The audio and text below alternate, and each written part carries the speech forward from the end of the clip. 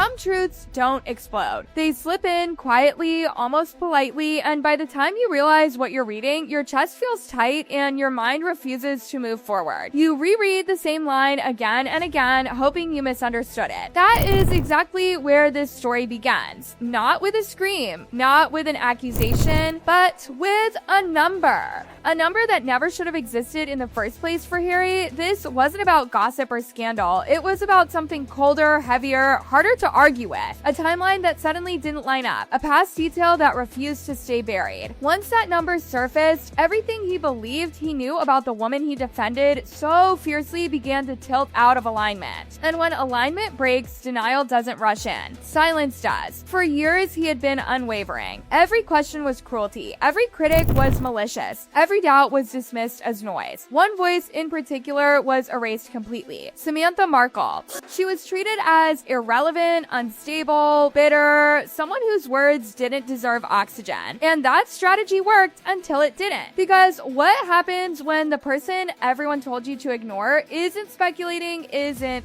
theorizing, but pointing at something printed, dated, and impossible to explain away? This wasn't rumor. It wasn't guesswork. It was a problem with time itself. And once you notice it, the story you were sold doesn't survive intact. Long before palace walls, royal titles, or glossy interviews, someone close was quietly noticing things that didn't add up. Not dramatic contradictions, not shocking changes, small ones. A year shifted here, an age adjusted there. Details that might seem harmless to strangers but stand out painfully to family. Samantha wasn't chasing fame. She was remembering birthdays, school years, shared moments that didn't match what the world was later told. And when public biographies began circulating, she didn't see a fairy tale. She saw a version of events that didn't resemble the life she remembered. When she spoke up, the response was swift and brutal. She wasn't debated. She was discredited, jealous, vindictive, bitter. Her credibility wasn't examined, it was buried. But here's the part that never changed. She never changed her story. Not once. She didn't escalate, she didn't dramatize, she didn't chase headlines. She repeated the same concern quietly, steadily, even as she was laughed off. Because she wasn't inventing, she was recalling facts. And facts don't dissolve just because they're inconvenient. The evidence didn't arrive through courts or leaked palace files. It came from somewhere no one thought to look. March 1997. A teenage magazine. The kind you flip through and forget. Inside it, a small lifestyle feature. Nothing sensational, just names and ages printed plainly. And there it was. Meghan Markle, listed as 21 years old. Not suggested, not implied, printed. Ink on paper. This mattered because it existed before fame, before lawyers, before public image management. There was no reason to alter anything back then. No audience to impress, no narrative to protect. And that's why it was dangerous. Because if the official birth year were true, she would have been a teenager at the time. 15, maybe 16. But the magazine didn't list a teen. It listed an adult. A gap too large to ignore. Too precise to dismiss. One quiet page that accused no one, speculated about nothing, and yet dismantled everything built afterward simply by existing. For a while, this could have remained theoretical. But then came the moment that changed everything. Harry spoke, too openly, too confidently. In his memoir, he described the birth of his son in intimate detail. Soft lighting, calm energy, music, 2 epidurals. And then almost immediately, Meghan walking out of the hospital looking refreshed, composed, ready. It sounded beautiful, almost cinematic.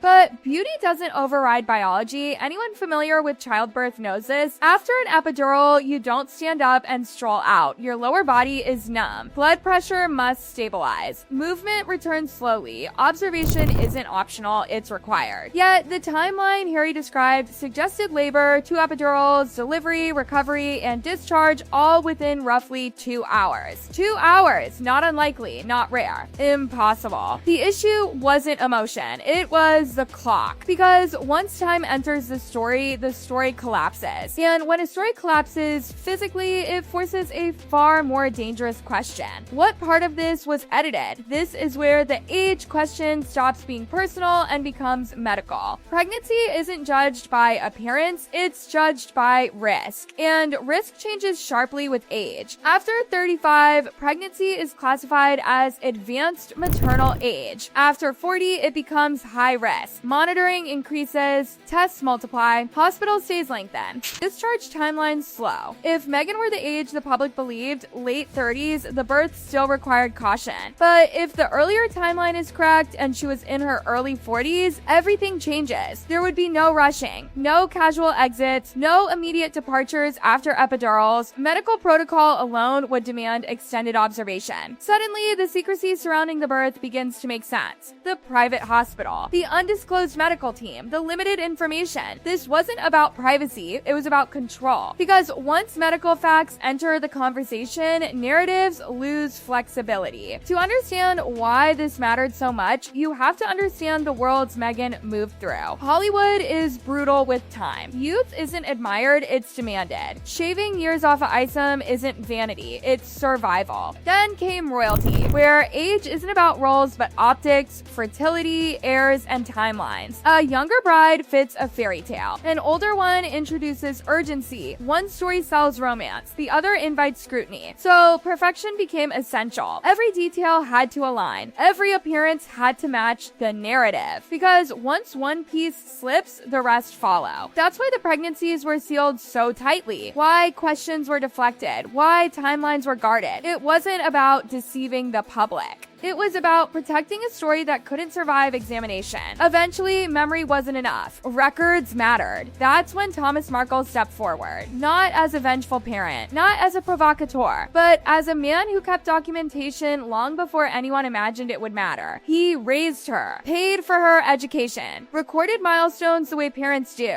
school years, achievements, dates. When Samantha was dismissed as unreliable, Thomas didn't hesitate. He stated plainly that she had never lied to him. Every concern she raised checked out. That changed everything. This was no longer sibling rivalry. There were records, timelines rooted in lived reality. The question shifted from who was lying to which version of the truth had been promoted. And this is where the story stops being about Meghan and becomes about Harry. For years, he defended everything. He believed every criticism was cruelty. He walked away from his family, his country, his role, convinced he was protecting the truth. But what if the truth he protected was already edited? That realization doesn't arrive with rage, it arrives with stillness. Harry now stands inside a narrative he helped amplify, wondering which parts were real and which were rehearsed. His memoir, his interviews, his sacrifices, all built on trust. And trust, once fractured, doesn't explode. It settles. No one here is celebrating. No one is shouting. The past isn't arguing. It's sitting there, printed and unchanged. Because the most devastating truths don't shout, they wait. And once seen, they don't need defending. They ask one final question: if something as basic as age had to be rewritten, what else was carefully edited before the world ever noticed? And that question doesn't fade when the cameras turn off. It lingers in the quiet moments, in the pauses between public smiles and rehearsed answers. It creeps in late at night when memory starts replaying conversations differently, when details once dismissed suddenly feel heavier. Because once you accept that one foundational detail may not be true, you're forced to re-examine everything built on top of it. Every interview now sounds slightly altered. Every anecdote carries a faint echo of doubt. Even moments that once felt intimate begin to feel scripted, as if they were carefully shaped to fit a version of events that had to remain intact at all costs. And that's the cruelest part, realizing that sincerity and performance can look identical until time exposes the cracks. What makes this so unsettling isn't anger or betrayal, it's the slow understanding that belief can be weaponized without malice, that trust can be redirected gently, almost lovingly, until it no longer belongs to you.